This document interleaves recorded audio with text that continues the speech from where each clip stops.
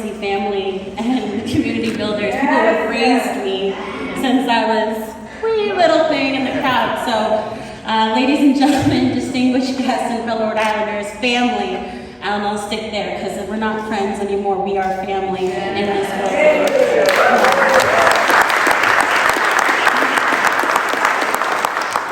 I'm glad I wrote down my words because let me tell you, there have been many times where I wanted to just cry in pure joy because I could never hope to see something as beautiful and as big as this. So thank you all for being here and being pillars of support for this event.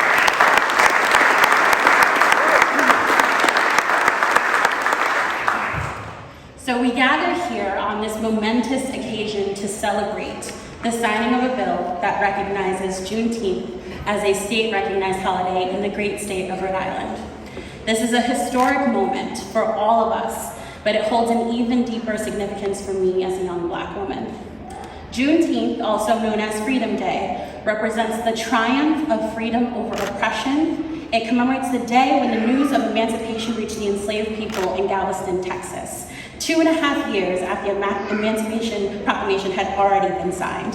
It is a day of immense significance in the African American community, a day that reminds us that there's resilience, courage, and an indomitable spirit amongst us. When I spoke on the House floor the day we passed this legislation, I made a comment at the end about how I didn't quite pass history, but that I instead was going to make it. I was asked by my peers and many others, is that true? How is that possible? Did you really not pass history? It is true, unfortunately. It was not for a lack of actual intelligence, but rather an interest. As a young woman of both Black and Indigenous descent, I spent many classes hearing of my ancestors' enslavement as a brief blip of time. You can imagine how exciting I found that. It took me until I was 29 years old when I came to even know about Juneteenth. That was just 3 years ago. It was the first time that I got to hear about the liberation of African Americans. The first real time I came to know that many Black representatives, like myself, existed in the 1800s. Perhaps if I knew more, I would have stepped into office sooner. Maybe I wouldn't have doubted my name being on a ballot so much. And it rings true for so many other unspoken moments of Black American history. One of the most profound ways that we can honor the spirit of Juneteenth is by ensuring that our history is accurately and inclusively taught in our schools.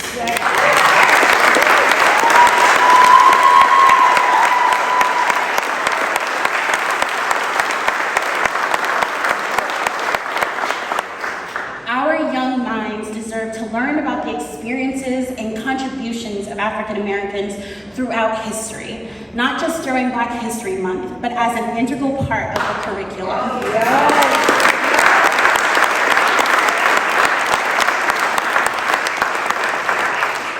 By doing so, we empower our students with knowledge and understanding, fostering empathy and dismantling the barriers of ignorance and prejudice. It is our duty to ensure that the struggles, triumphs, and the accomplishments of Black Americans are not relegated to the footnotes of history. We must recognize the systemic injustices that have persisted for centuries and work together to dismantle them. By embracing Juneteenth as a state-recognized holiday, Rhode Island takes a significant step towards acknowledging the pain of the past and committing to a more inclusive future.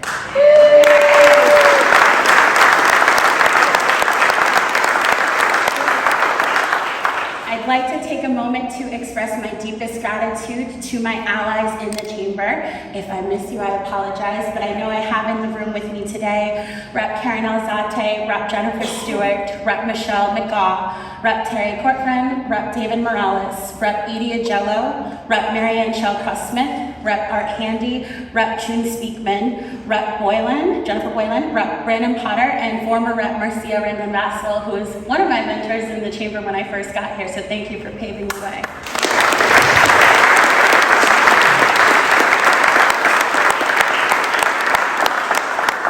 But most importantly, I would like to thank you all, the community, each one of you and your lived experiences in the way that you show up every day day in the streets, when you clock in, when you wake up, when you exist in this world in both Black girl magic and Black boy joy. Every way in which you exist has inspired me.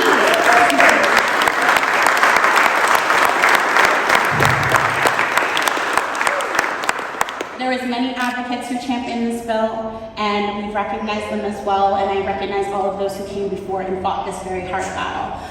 Recognizing the importance of Juneteenth as a day of reflection and celebration and education.